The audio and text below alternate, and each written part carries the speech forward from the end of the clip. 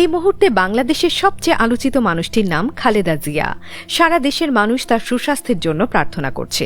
এই ভিডিওতে আমরা জানব এই অসাধারণ নারীর অসাধারণ জীবনের অজানা কিছু গল্প। খালেদা জিয়ার সঙ্গে জিয়াউর রহমানের বিয়ে হয় ১৯৬০ সালের অগাস্ট মাসে।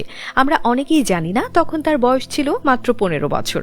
সে সময়ে তিনি দিনাজপুরের সুরেন্দ্রনাথ কলেজে এসএসসি পরীক্ষার্থী ছিলেন। বিয়ের পরও অবশ্য তিনি পড়াশোনা চালিয়ে যান এবং ১৯৬১ সালে এসএসসি পাশ করেন। তাদের এই বিয়ে তখন সেই এলাকায় বেশ চাঞ্চল্য সৃষ্টি করেছিল। আসলে জিয়াউর রহমানের সঙ্গে তার বিয়ে হয়েছিল দেখে শুনে নয়, বরং ছবি দেখে। ১৯৫৯ সালে জিয়াউর রহমান তখন করাচিতে পোস্টেড।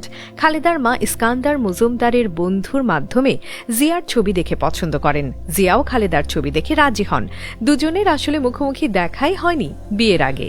ফ্যামিলি থেকে খালেদা জিয়ার নাম ছিল খালেদা খানম, আর ডাকনাম ছিল পুতুল। তিনি জন্মগ্রহণ করেন ভারতের জলপাইগুড়িতে।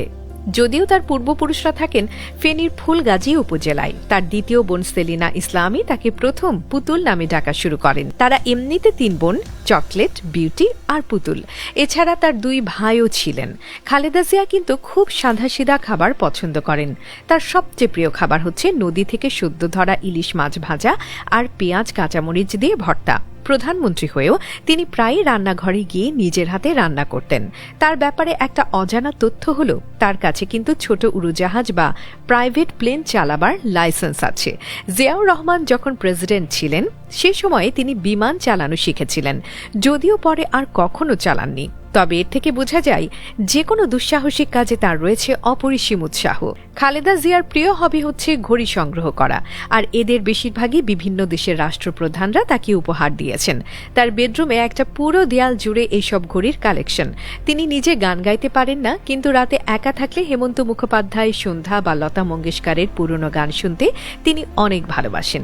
তার বাংলা হাতের লেখা এত সুন্দর যে অনেকে ছবি ভেবে ভুল করেন। ৯০-এর দশকে বিএনপির সব পোস্টার ব্যানারে তার হাতের লেখা দিয়েই বাংলাদেশ জিন্দাবাদ লেখা হতো। ইন্টারেস্টিং ব্যাপার হচ্ছে খালেদা জিয়া কখনো সালোয়ার কামিজ পরেননি। খুব অল্প বয়স থেকেই তিনি শাড়ি পরতে ভালোবাসতেন। পরে প্রধানমন্ত্রী হবার পর এমনকি বিদেশ সফরেও শুধু শাড়ি পরতেই তাকে দেখা গেছে। ১৯৮৩ সালের ১ এপ্রিল চট্টগ্রাম লালদিঘি ময়দানে ছিল তার প্রথম বক্তৃতা। প্রথম পাবলিক স্পিচে তিনি এতটাই ভয় পেয়েছিলেন যে পরে স্মৃতিচারণে বলেছেন, মাইকে এত মানুষের সামনে কথা বলতে গিয়ে হাত পা কাঁপছিল। ২০০৭ সালের সেনা সমর্থিত তত্ত্বাবধায়ক সরকার বা ১/১১ সময়ে খালেদা জিয়াকে সংসদের সাবেক স্পিকারের বাসভবনে আটকে রাখা হয়েছিল। সেখানে তার 2 ছেলে, ভাই বোন, এমনকি তার দলের কোনো নেতাকর্মীকেও দেখা করতে দেয়া হতো না। তিনি একাই সেখানে প্রায় 11 মাস কাটিয়েছেন, কিন্তু কখনো মানসিকভাবে ভেঙে পড়েননি।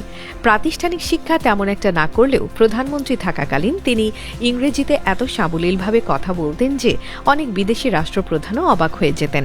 তিনি নিজে একবার বলেছিলেন, আমি ইংরেজি শিখেছি বই পড়ে। অনেকেই জানেন না যে খালেদা জিয়া ১৯৯১ সালে প্রধানমন্ত্রী হওয়ার আগে কখনো সংসদ সদস্যই ছিলেন না। তিনি সরাসরি দলের চেয়ারপারসন থেকে দেশের প্রধানমন্ত্রী হয়েছিলেন। এটি বাংলাদেশের রাজনৈতিক ইতিহাসে একটি বিরল ঘটনা। খালেদা জিয়া বাংলাদেশের প্রথম নারী প্রধানমন্ত্রী। তিনি মোট 3 বার প্রধানমন্ত্রী হিসেবে দায়িত্ব পালন করেছেন। সত্যি কথা বলতে তিনি দক্ষিণ এশিয়ারই প্রথম নারী প্রধানমন্ত্রী। 9 বছরের সামরিক শাসনের পর সুষ্ঠু নির্বাচনের মাধ্যমে ক্ষমতায় এসে সংসদীয় গণতন্ত্রে ফিরে আসার সাংবিধানিক সংশোধনী তিনি পাশ করান। এটি বাংলাদেশের গণতান্ত্রিক ইতিহাসে সবচেয়ে বড় মাইলফলক। এছাড়া রপ্তানি আয় বাড়ানো ও নারীর ক্ষমতায়নের ক্ষেত্রেও তার অসাধারণ ভূমিকা আছে। তার দ্রুত সেরে ওঠার জন্য আমাদের আন্তরিক প্রার্থনা।